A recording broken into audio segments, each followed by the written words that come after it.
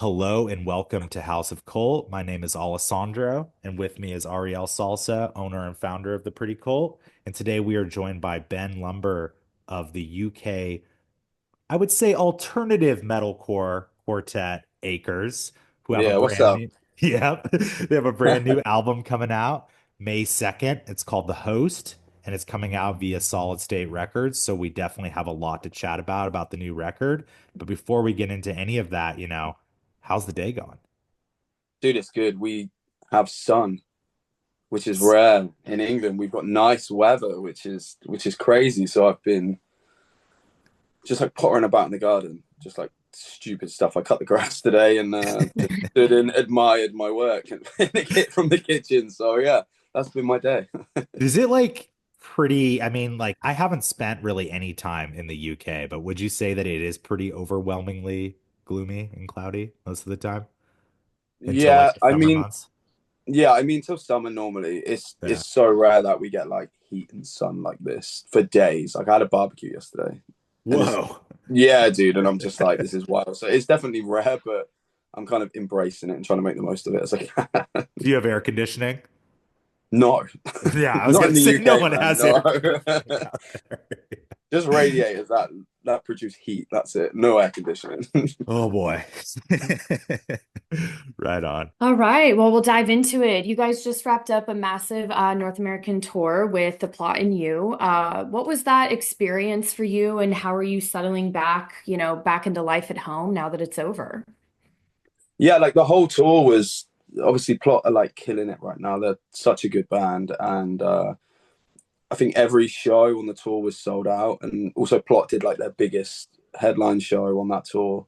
Um, so yeah, it was really cool. I feel like in America, right, we're like a brand new band to a lot of people. So I'm kind of really enjoying just going over and people saying after our show, like, that was sick. I've never heard of you. I'm definitely going to check you out. So yeah, like it's just to be in America is great. I was begging to come over a couple of years ago. So now we're about to do our third US tour in 2 years. So yeah, I'm like Hell very yeah. happy to be doing that. And adjusting when we got back was kind of wild because we started in Philadelphia, did all the way to California, and then ended in New York. So like the time zones and the changes in time zones were just I've never experienced it. So the jet lag was a good couple of weeks. Yeah, I can Yeah, imagine. people don't realize because I travel for Pretty Cult a lot.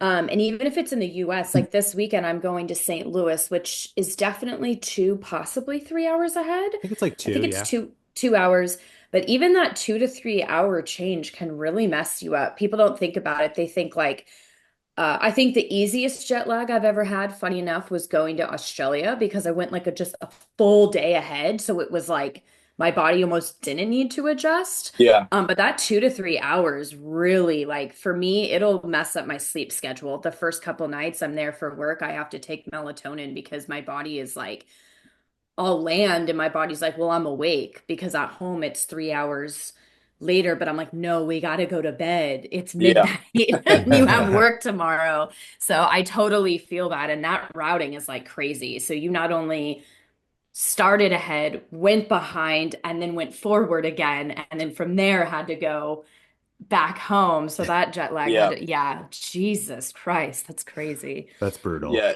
It was yeah. I mean, the more we got towards like California, obviously the time zones were so, especially from the UK, because like California's 8 hours from us. So even trying to talk to like people at home just seems to get like later and later. And then, but in the morning, they're like, yeah, I'm going to bed soon. And I'm just like, oh my God. Like, and you don't even realize, yeah, just the jumps. But yeah. That's Yeah. crazy, man. Well, I want to touch on the album a little bit. We'll dive into it more extensively, but just kind of jumping off about it, the album explores themes of vices, addictions, and habits. Why did this theme feel so central to explore this time around? And was there a particular inspiration behind it? Yeah. I mean, so like, we literally had a month to write this record. So it was me and Jack just doing all the vocals. And for the first time ever, Jack, our bassist, was writing melodies, writing lyrics, and writing songs. And he's super talented, super creative, and he had this kind of idea that Um, the host is is like something you cannot let go of, and if you can take that as like addiction, drugs, love, alcohol, anything like that, like a lot of people have that one thing that they cannot kind of let go of, and almost everybody has a host. So the kind of theme we were going across was a lot of that. It's all about just not really being able to let go of something, and there is something definitely holding on to you just all the time. Yeah, absolutely. You're so right. I mean, my host would have to be sugar for sure. Yeah, Yeah, my yeah, addiction. everyone has something, which is Yeah. and I was like, I was sitting there thinking about That's it like, as you what said, I was was my like, what is addiction? my host? Well, then and yeah, also, the Zennies too. But Yeah. yeah. Yeah, I mean, everyone, even if you don't realize, and then yeah, like you said, you think about it and you're like, oh, I have something, and we've never done a theme on a record, so it was kind of cool. Like this whole album for me was just like an experiment, and just really just try whatever we can to make things different. So when Jack had that concept, I was so on board for it. yeah, absolutely. Oh yeah. Since most of our audience is US based, I kind of wanted to ask you to, take it back to the early days and how did Acres come together and what were some pivotal influences that kind of shaped the band's sound early on? Yeah, so Acres were a band before I joined. I think the band started in like 2012, so it's been going a long time. And before I joined, they were very much like an atmospheric post hardcore, melodic hardcore band, if you call it. Like the influences were like Devil Soul to Soul. Oh, the Um, best. yeah, so it was very much like Devil Soul to Soul. There was a band in the UK called like the Elijah. Um, so that was the influences, and I joined in 2015, and before me it was just purely like screaming, shouting music, and they wanted a singer, so yeah, they found me on the internet. And originally I was kind of like, oh man, I'd never shouted or screamed, what you want to call it, before, and I listened to their song, and I was just like, I don't think I can do this. Like I sing, man. And originally I was just like, I don't think it's for me. And then yeah, I kind of sat with it and ended up joining and doing a song. And yeah, two weeks later I was on a month tour with them in Europe. So That's really interesting to hear, like just jumping off that, because that's one of the first things I noticed about Acres is how distinct your scream or shouting, I guess, is like the word that you would use, because it does not sound at all like the typical things you would hear in this genre vocal wise. And it's so unique. And it's crazy to hear that you went into that feeling maybe not necessarily comfortable, but to me, it sounds so.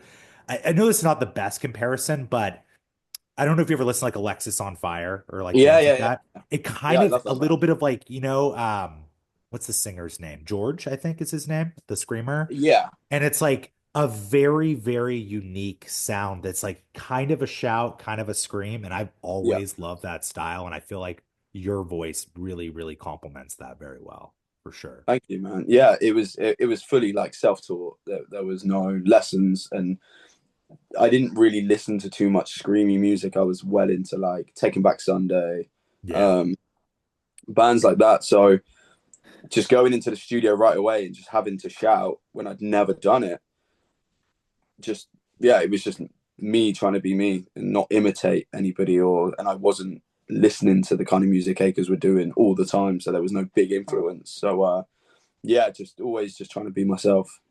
Absolutely. And then I got to ask too, you mentioned Devil Sold His Soul, but did you ever listen to Mahu Moto back in the day?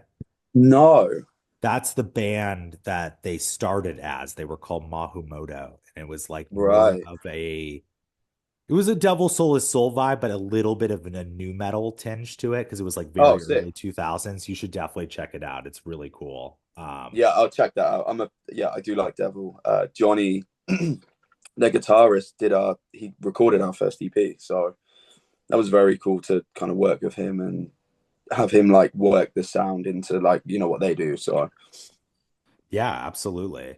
And then, you worked with Landon Tewers from the Plot and You Again on the host, after previously collaborating on What's It Like to Feel Worthless, what was the creative process like with him this time around? And, what would you say he brings to the table the best as a producer? Yeah, so we went with nothing to the studio. We had like two half-written instrumental demos, and flew to Detroit to his studio, and just literally day one picked up a guitar, started writing. And dude, the great thing with Landon is like, you give him anything, even if you sit there and play like a riff, he'll work with it and he'll make sure he tries to work with it. And half the time, when he does something with it, it's just like comes back unreal. The dude's so good at like, yeah, songwriting, producing, all the production kind of stuff. And I always wanted a producer to be like a fifth member and really contribute. And straight away, like Landon did that. He was fitted in straight away. Like I said, day one, we were just jamming, writing from day one. And that was the process pretty much, just everyday writing and trying ideas. Yeah, were you guys like staying at Landon's place, like in Michigan and everything Yeah, too? we had an Airbnb. So Yeah, we would get like Airbnb and then Uber to the studio every day. We were like 20 minutes away from him. So right on. That's awesome. Oh yeah. This album, really pushes Acres' sound into a new territory, incorporating darker electronics, cinematic elements, industrial textures. What inspired this direction, and how did you go about incorporating these elements into your sound? yeah, so again, the reason we went to the studio with like nothing was for the sole purpose to just go and make something of the unknown. There was no box, there was no ceiling or like genre we wanted to make, or grand idea. It was just let's go and just see what we can create. So like Bloodlust was one of the first tracks we did, and it was very like synthy and metal in places. And then yeah, every song just seemed to change, which I really love, because with this record, I don't think you can class it as a metalcore record, No. and I don't think you can also class it as a rock record, because there's so many different elements. That there are metalcore songs, there are rock songs, there are also pop songs. So I really loved that. Just trying to be as diverse as we can and really have no kind of, we just writing, just trying to be as creative as we can for a month, and just see what happens. Yeah, it's very Yeah. genreless for sure. Like you cannot fit it into a box at all, which is so important in this day and age, with Yeah. music, Mhm. and Yeah. yeah, it's really cool. And then, I want to touch on the actual visuals and aesthetic of this new album, The Host, and I did read that you recorded this album during Halloween, I believe, and I'm Yeah, wondering we if did. did that We did. sort of Yeah. have an influence on this like eerie sort of haunting aesthetic that you guys have developed for this? I mean, maybe I've never put the two together.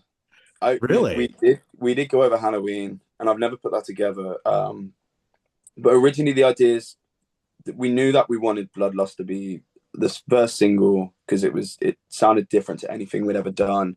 And I almost think like a lot of people say music videos are dying, and not a lot of people watch full music videos. So I really wanted something which would captivate people and keep people watching. So my initial idea was kind of what we did. It was just cannibals and blood. I was just like, let's just make it gory and horror-y. And Yeah. then everything just then followed suit. And Jamie, who directed, who's doing all the videos, went out and shot a bunch of artwork and at some creepy church he found and stuff like that. And I mean, for the first time, working with just one person, like visually, really helped to bring everything together, because previous records we've done a video with one person, he's not available, so we've done it with somebody else, and there's been Yeah. no like ties. Whereas this time, every video kind of ties in, the artwork ties in, and yeah, we just wanted it all to be so different to what we've done before, and the creepy horror vibe is Jamie's bag, so he was just like, yeah, let's get this. That's really cool. So it's sort of like essentially Aker's first time like working with a creative director, so to speak. Like that's Mm-hmm. that's really interesting. That's cool. Yeah, first time. And we met Jamie on the Plot and New tour in Europe. He was there, and like his his stuff is just like insane, and his ideas, and watching his crew bring like the video to life. They work so hard, and just watching all the ideas come to life and him really pulling it off was so sick. For sure. Yeah. And then, you mentioned Bloodlust, but I also want to mention the other single, Staring at the Sun. These both showcase very different sides of the spectrum to the band. Yeah, With Bloodlust, it's obviously the more experimental, it's new territory. Staring at the Sun is more reminiscent of like your guys' earlier roots. yeah, What did it feel like to sort of toe the line between that? Like, how do you feel like it's very necessary as this band to, put one foot into the future and then have one a little bit in the past, rooted there? Was that like a pretty intentional thing, you would say? yeah. I definitely wanted a couple of songs on there which fans of Acres are like used to. I didn't like. It was nice to obviously change things up as much as we could, but I also find it very important that there was at least one or two songs on there. There's another song on there called "Your Goodbye," which is kind of like the older style Acres. So yeah, it was definitely important for me to kind of keep that edge. Just have a couple on there, which people are used to. It's such a cool way to roll out a record. Like you start with something a little bit different and kind of get the fans being like, what's going on here? Like this is Yeah, different. And then you hit them with something that you're like, okay, this makes sense. This is a cohesive thing. That's really yeah, cool. yeah. It's been fun, like choosing the singles and stuff. We have a song coming out next week, which has been the one I've been really excited about. So that one is, I think, furthest away from anything we've ever done. So I'm very stoked for people to hear that. Which one is that? Because this will not be published for a few weeks anyways. Built to Bleed. Built to Bleed. Okay, hell yeah. Built to Bleed. That's Yeah, awesome. Okay. That's awesome. yeah, that was one I was just like, oh fuck, I love this song. So I've been itching for it to come out. What's sort of the backstory on that track? Um, Dude, Landon had it on his computer. He had obviously no vocals, but he had this song, and he was just like, "Oh, I have this song," and he Yeah. played it, and I was just like, "Dude, this is sick! Like, when did you write this?" And he was just like, "Yeah, on tour, but it's just been sat doing nothing." And I was just like, "Can we try and write to it?" And he was just like, "Yeah, sure." And yeah, Jack did the vocals to it, and it became that an instant. But I knew like it's one of those songs when I heard it, I was just like, "Yeah, I love this. We have to use this."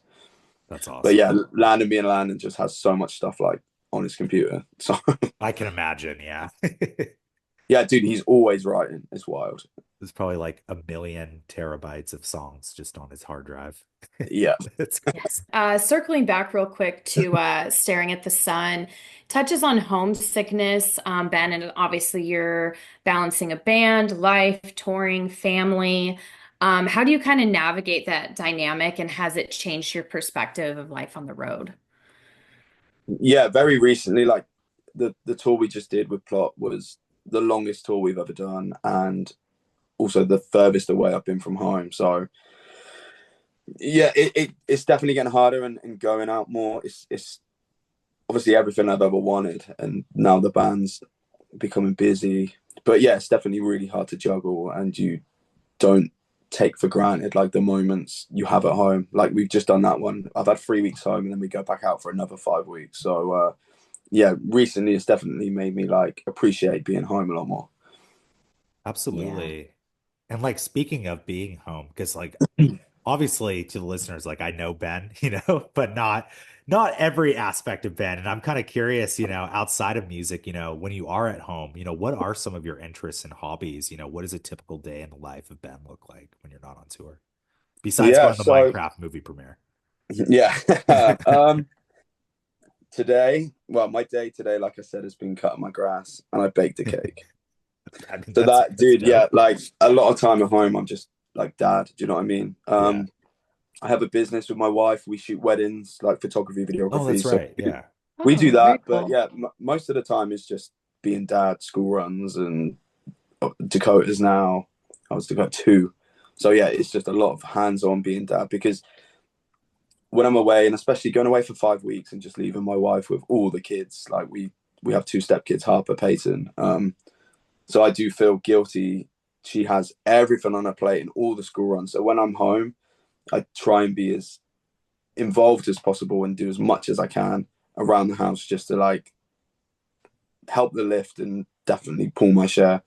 Because yeah, without her saying like, oh, you can I'll have all the kids and do everything while you're away playing shows with your band in America. I wouldn't be able to do it. So For sure. And then like Heck yeah. when you were on the road too though, like were there any like memorable like on this previous tour, like any memorable off days where you got to do something really fun like in the States that you had been wanting to do for a while?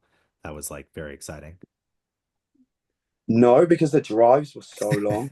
So the days off were 14-hour drives. Ugh.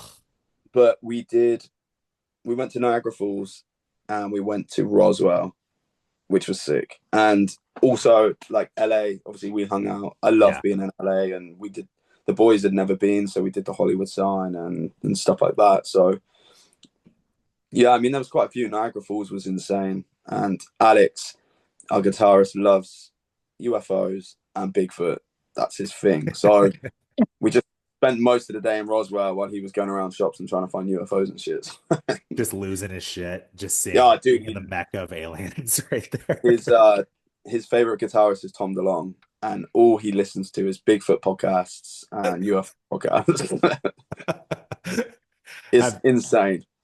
do you feel like you're starting to drink the Kool-Aid as well too about like UFOs and Bigfoot? Are you starting to become a believer?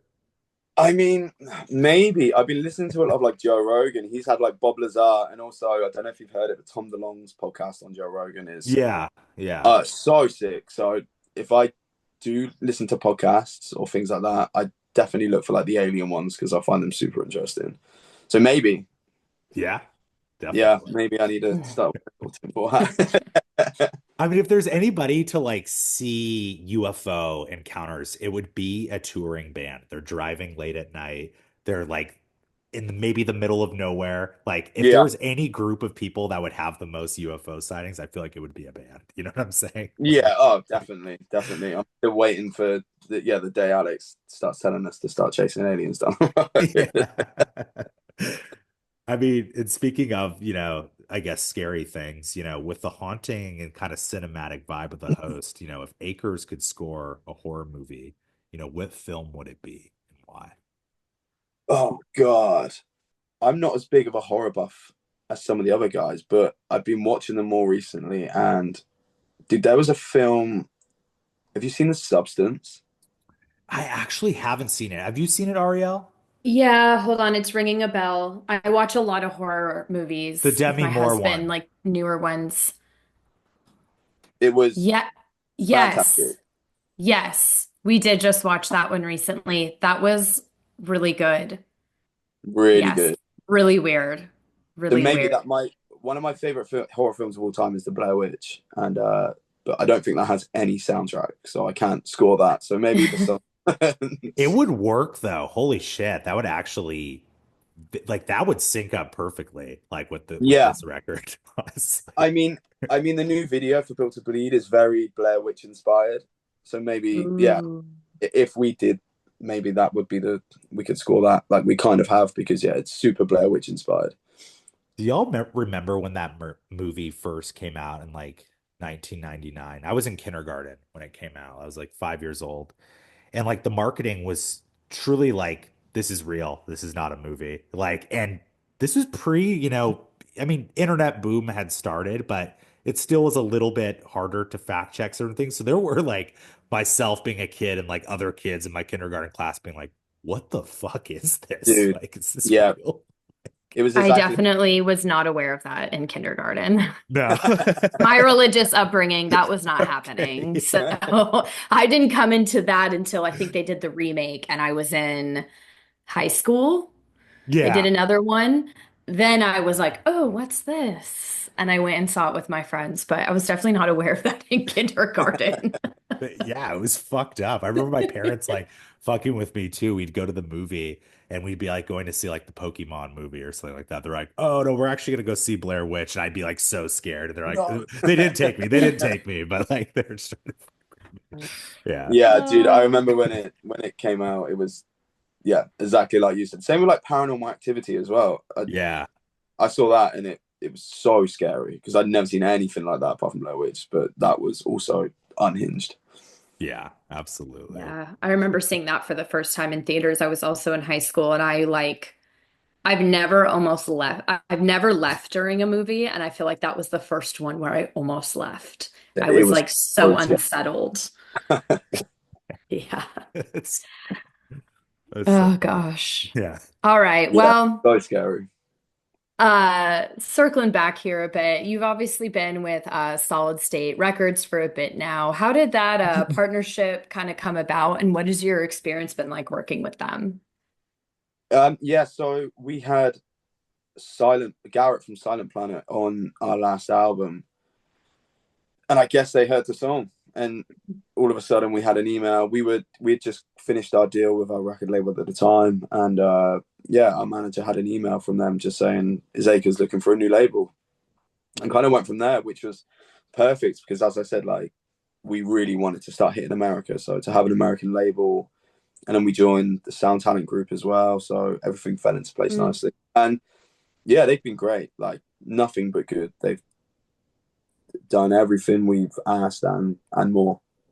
that's It's such a awesome. history to be a part of too. Like it's like so many of probably some of your favorite records, definitely some of mine and Ariel's. Like, I mean, because Yeah, Solid State, Tooth and Nail, it's like Amberlin, Emery, Under Oath, Norma Jean, like yeah, literally name a band.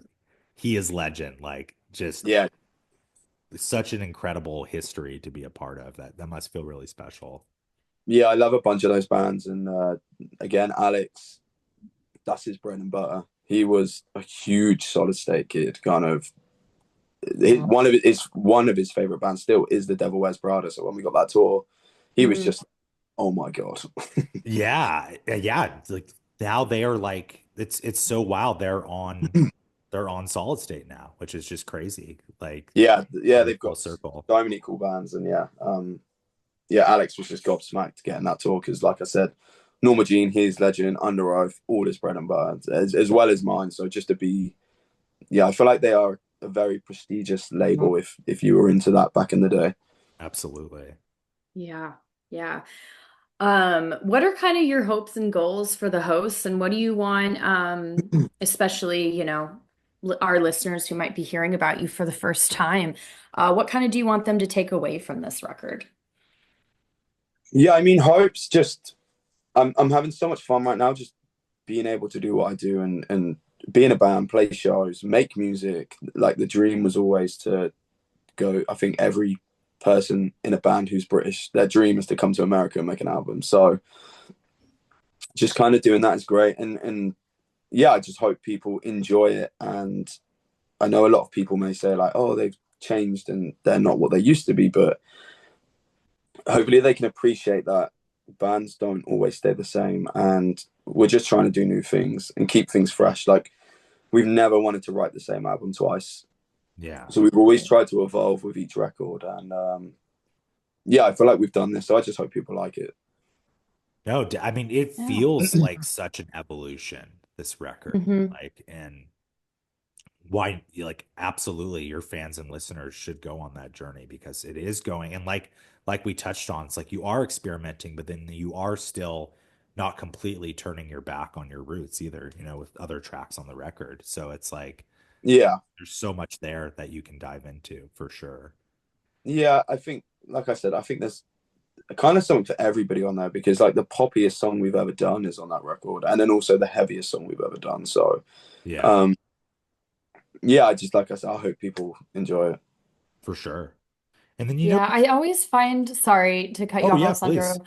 I just was like, I talk about this with my husband. My husband's a musician and works in music, but I'm obviously an artist in a different form, being designing clothing. And I always find it so silly when people, at least for me, this is my personal take, get upset or weird about, oh, they've changed their sound. And my husband and I were literally just talking about this with Jack White. Oh, sick. And I was like, when as a musician or an artist of any type like myself, like when you create for a living and all the time, I feel like it's only natural to do something different. Like how boring would it be to do the same type of art day in and day out? And I've never understood that when fans of any artist get Oh man, it doesn't sound like their old stuff. Well, no, because they Yeah, evolved and maybe everyone gets bored and everyone wants to try new things. Like if every band stayed the same, we wouldn't have some of the like awesome music that we have, you know? I don't know, that's just my little yeah, soapbox moment because we were literally having this conversation last night. We were watching really old White Stripe videos. And then obviously Jack White's solo career is so different now.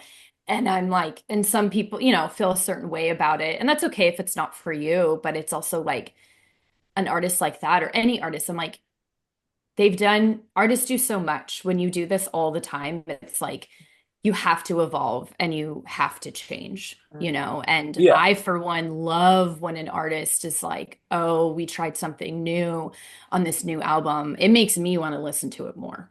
I'm like, yeah, hell yeah. Yeah. What new things did we cook up, you know?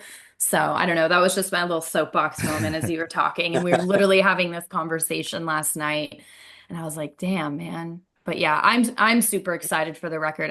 I know it's gonna be great. I mean, the singles that we have gotten to hear so far have been awesome. So thank you. um everyone better stream this record. Oh, Absolutely. It's funny you bring that up too, because it's like I remember this time back when I was working for Alternative Press, I had to write like the Bring Me the Horizon albums ranked, like store wow. or Yeah, listicle or whatever. Mhm. And I very honestly and genuinely put the album Ammo as my number one favorite Bring Me the Horizon album. If you've heard Ammo for any listeners, it is their least heavy record. It's very poppy. But it's very experimental and a pretty radical departure from their inception point. But the risk, the experimentation, I think completely paid off it. And I do think it is one of their, I think maybe still today I will say it is their best record. I stand by it. The amount of like borderline like death threat comments that we Oh got my on like Facebook God. was like insane. It was like, I hope this writer dies. He's a fucking wow. Oh idiot. my Like God. crazy. And I'm just like, this is insane because like would could you imagine Ollie Sykes at I think he's probably like 38, probably by now, 37, 38, going up there and singing songs that sound like Pray for Plagues off the first album when he's 38 years old and still wanting to write that music that there's only so far you can go with like deathcore or anything like that. And it's just like, and then when fans say they want that, like a band to go back, and just like stick to what they know, but it's like, I hate to use this example, but it's like Blink-182, their best record was the self-titled one where they got a little weirder.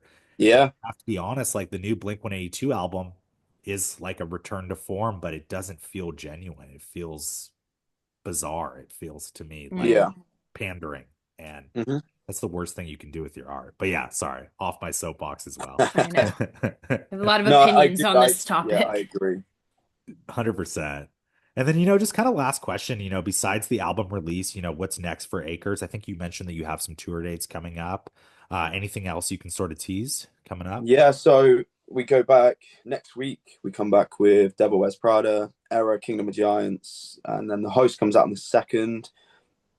And then we're hoping to come back to America at least one more time this year before our visas are out. So that's the plan. We're hoping to be back in like fall, whenever fall is. We don't say fall here, so everyone just keeps saying fall, and I'm just like, fine. What do you call it? Autumn? Yeah, Okay. You're like, yeah. For sure, but man. Well, yeah, that's pretty much it. We want to come back and just keep trying to hit America as much as we can. amazing. Well, yeah, man, that's just thank you so much for jumping on with us. Super stoked for the new record to all the Thank you listeners. for having me.